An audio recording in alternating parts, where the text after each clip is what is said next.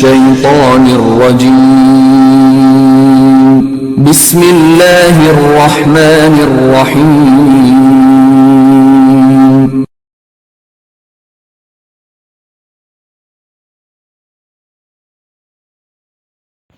अस्सलाम वालेकुम, this is Sajid from Qazi grammar boys high school Lahore. उम्मीद है आप सब खैरियत से होंगे। अल्लाह ताला आपको और हमें हम सबको अपने हिफ्ज़ व अमान में रखे, आमीन। चैप्टर नंबर 8 हम डिस्कस कर रहे हैं जिसका नाम है पीरियोडिक टेबल। आज का जो हमारा टॉपिक है वो चैप्टर रिव्यू है, क्योंकि प्रीवियस लेक्चर में हमने टॉपिक को जो है वो एंड किया था, चैप्टर उसी के साथ ख़त्म हो गया था। आज जो है वो हम चैप्टर की एक्सरसाइज करेंगे।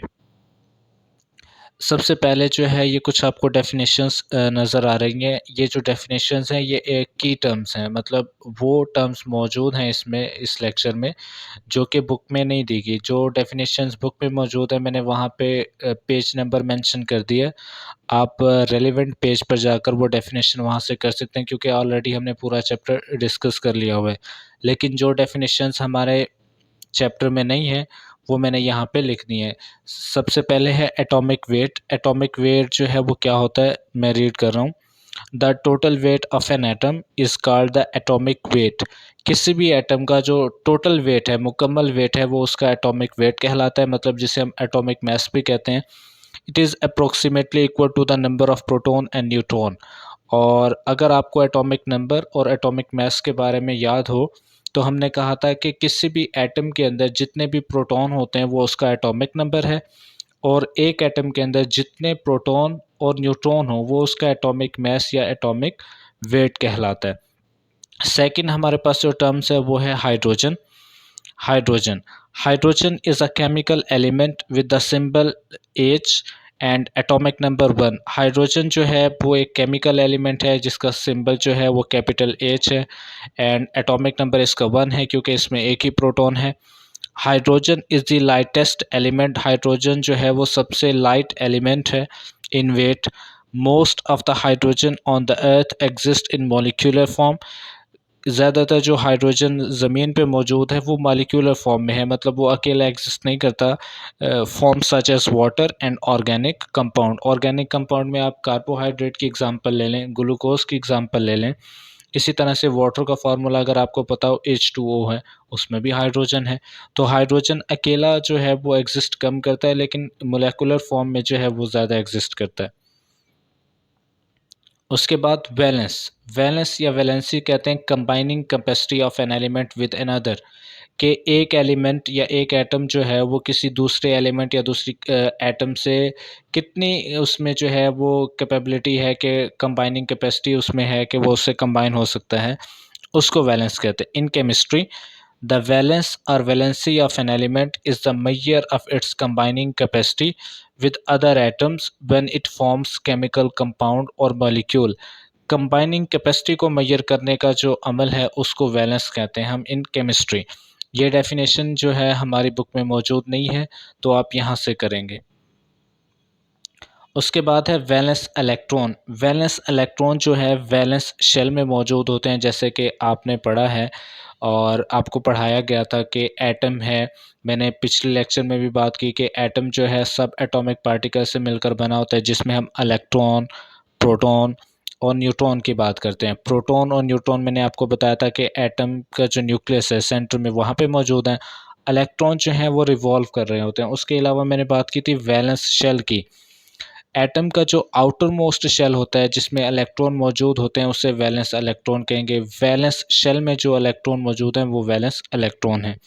इन chemistry and physics a valence electron is an electron in the outer shell. सबसे बाहर वाले शेल में जो इलेक्ट्रॉन होंगे associated with an atom and that can participate in the formation of a chemical bond. और वही जो इलेक्ट्रॉन है वो केमिकल बॉन्ड बनाने में जो है वो इस्तेमाल होते हैं, मतलब आउटर मोस्ट शेल से ही इलेक्ट्रॉन डोनेट होते हैं और किसी दूसरे एटम के साथ शेयर होते हैं, जिसकी वजह से उनके दरमियान केमिकल बॉन्डिंग बनती है। इसी तरह से अगर एटॉमिक नंबर की बात करें, ये मैं पहले भी आपको बता चुका हूँ। The atomic number is the number of protons in the nucleus of an atom. किसी भी एटम का जो न्यूक्लियस है, जो सेंटर में मौजूद है, उसके अंदर जितने भी प्रोटॉन है वो उसका एटॉमिक नंबर है। फॉर एग्जांपल अगर एक एटम का एटॉमिक नंबर 6 है, दैट मीन्स उसके जो न्यूक्लियस है उसमें प्रोटॉन की तादाद 6 है। इसी तरह से अगर किसी एटम का एटॉमिक नंबर 15 है, दैट मीन्स उसके अंदर जो नंबर ऑफ प्रोटॉन की तादाद होगी वो भी 15 होगी। तो number of proton equal to number of atomic number के इक्वल होता है। इसी तरह से एटॉमिक मास या एटॉमिक वेट मैंने बताया प्रोटॉन प्लस न्यूट्रॉन दोनों को जमा करेंगे, जो वैल्यू आएगी वो उसका टोटल एटॉमिक मास या एटॉमिक वेट होगा। उसके बाद ये कुछ टर्म्स हैं जो कि बुक में दी गई हैं, तो मैंने यहाँ पर उनकी डेफिनेशंस नहीं मेंशन की क्योंकि ये हम ऑलरेडी टॉपिक पढ़ चुके हैं। अल्कली मेटल ये ग्रुप 1 में हमने पढ़ा था। उसके अलावा ग्रुप्स की डेफिनेशन पीरियोडिक टेबल में जो आपने पढ़ा मोर्टन पीरियोडिक टेबल, उसमें ग्रुप्स और पीरियड की डेफिनेशन थी पेज नंबर 95 पे। Halogen page number 97 previous topic हमने डिस्कस किया था। एलिमेंट पहली डेफिनेशन है चैप्टर की।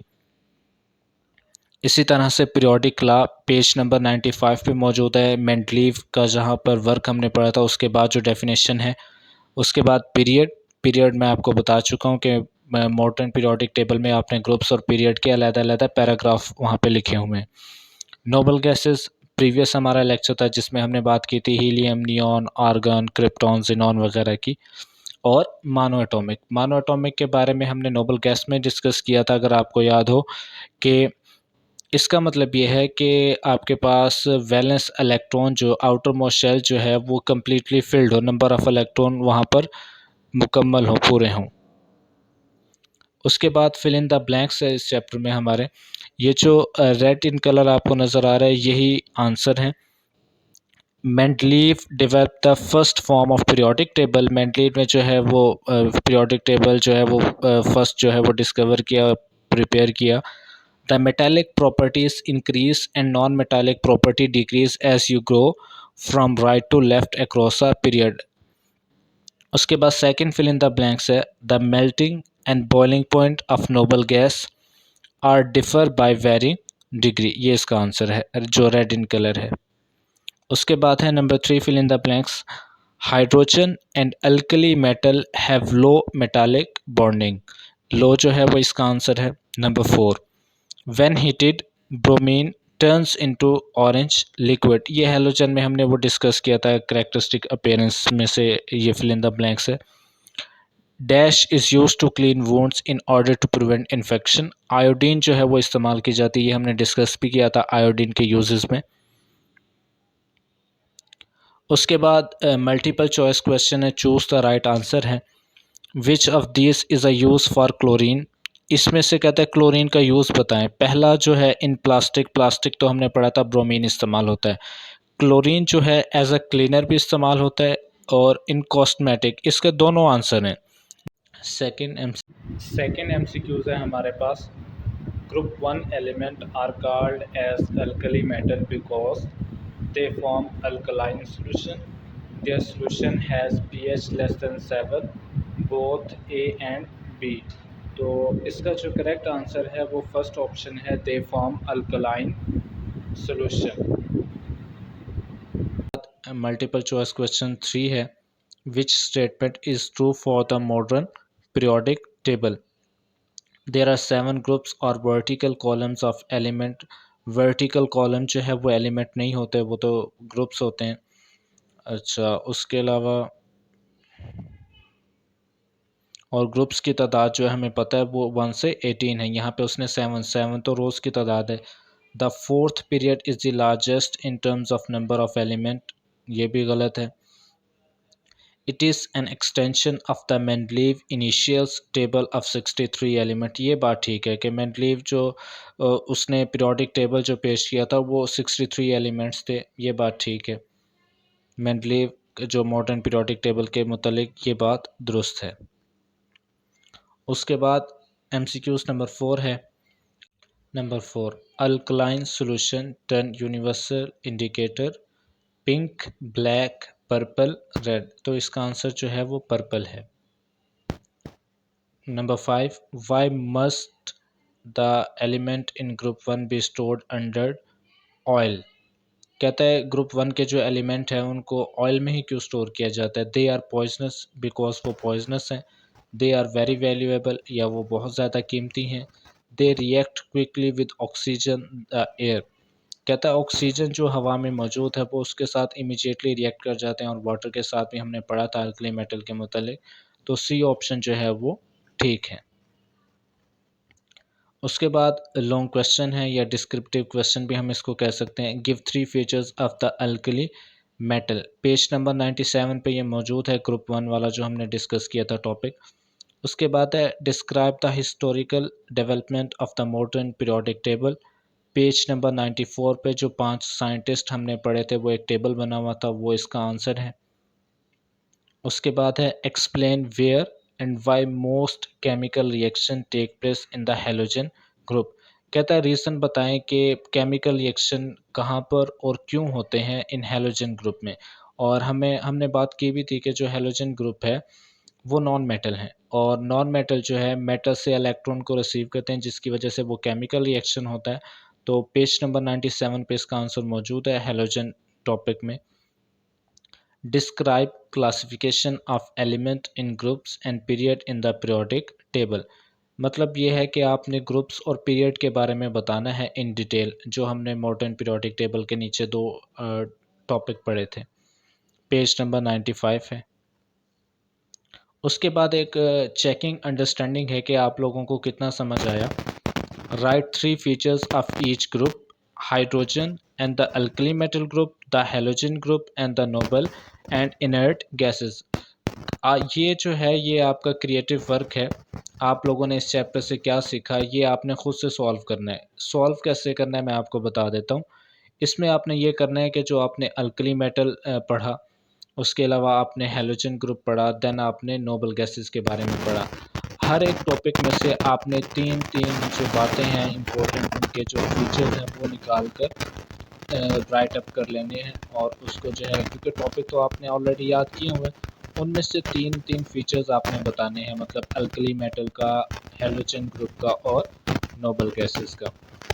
तो ये आपने खुद से करना है। और ये मैंने कुछ पेज नंबर मेंशन कर दिए हैं, जो डेफिनेशन मैंने यहाँ पे नहीं लिखी वो बुक में मौजूद हैं, तो वो हमने ऑलरेडी पढ़ी हुई हैं। तो आप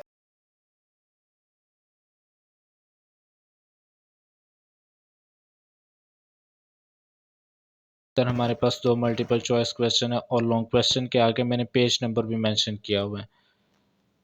this is all about today's lecture. Thank you so much.